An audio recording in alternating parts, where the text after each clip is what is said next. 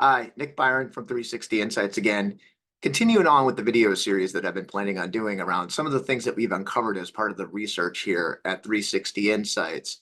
I wanted to talk about the build versus buy conundrum. It's something that we still see come up in discussions, both with vendors and end users, where an organization looking to potentially adopt a new technology process, whatever it might be, they are looking at whether it makes sense to build versus buy it.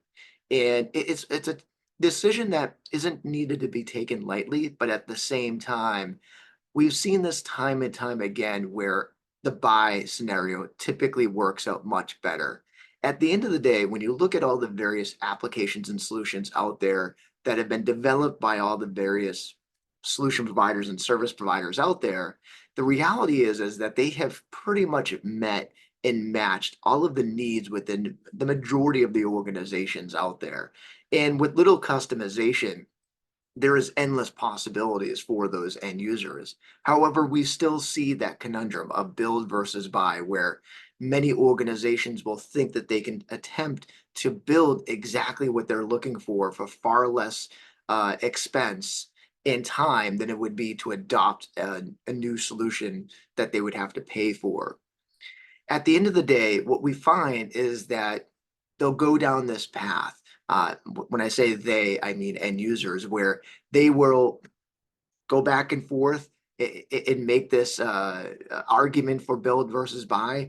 They will even go down the path with various solution providers to see if it makes sense, ultimately making the decision that they're going to build it instead. The end result ends up being after about 6 months, 9 months, or even a year, they'll find that they don't really get to the point where they thought they could by building it and end up going with a solution provider anyway. I call them boomerang customers on the vendor side, where they come in, they go down the sales pipeline, and then eventually they turn around and make the decision to build something only to come back 6, 9 months later and actually buy it. The problem is that it takes an incredible amount of effort to build what they've been evaluating with the vendors. And it's not just effort, it's time, it's money, it's resources. And the reality is that these vendors, they have perfected this. They have spent the time doing the research. They have spent the time and money that these end users would take to actually build something out, and they've done it themselves.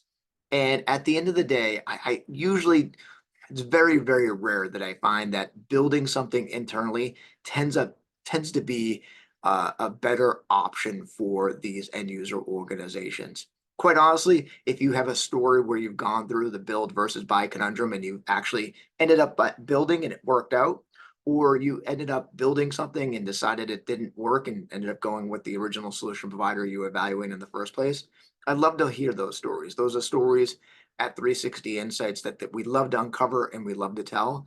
And please feel free to go to 360insights.com and reach out to us, and we'd love to hear your story.